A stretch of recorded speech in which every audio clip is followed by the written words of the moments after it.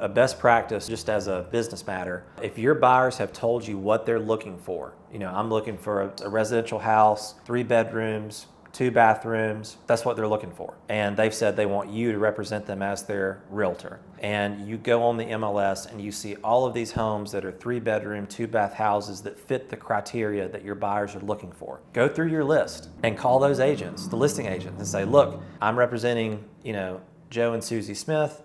They're looking at 3-2 houses. I saw your house you've got listed on 123 Main Street. It's beautiful.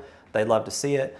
What are you offering as compensation? And go through your list and write down what compensation is being offered for those different houses. And then go and meet with your buyers and say, these are the houses, that fit the criteria. And on the listings you're looking at, if the highest compensation being offered is 4%, then put 4% in your buyer agency agreement. Have all the information before you fill out the buyer agency form. Because say you fill out the buyer agency form and it's 4%, you can always go down if you have to go down. You can go down to 3% or 2%, or you can go down to whatever you have to go down to make the deal work. But what you can't do is go up. If you put 4% in the buyer agency form, you can't exceed that. You can't go up.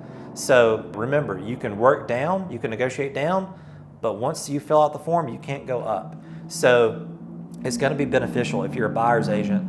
Call all those listing agents, and the ones that will tell you what compensation they're offering, make sure you know that before the buyer agency form is signed.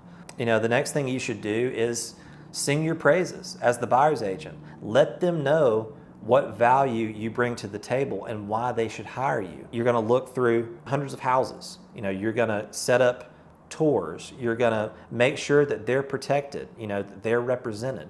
You're going to put their best interests first. Sing your praises.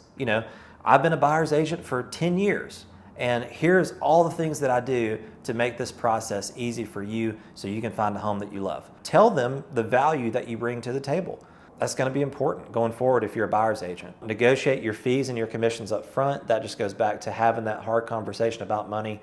Have it to start with. If they're not going to pay you, better to know that right out of the gate. Be clear, be unequivocal, be direct. Again, it's hard to have conversations about money, especially in our society, but if you can be clear, if you can be unequivocal, if you can answer all their questions, if they can see that you're being upfront with them, that you're shooting them straight, there is a ton of value in that. So have that conversation up front. Make sure they understand the legal changes that have happened, that the buyer might have to pay you as the buyer's agent. Make sure that they understand that. And then the last thing, have the buyer sign the buyer agency agreement before you tour the property. And if the buyers push back on that, tell them, it's not me, it's not our brokerage, it's the law now in Alabama, and so we've just got to follow it.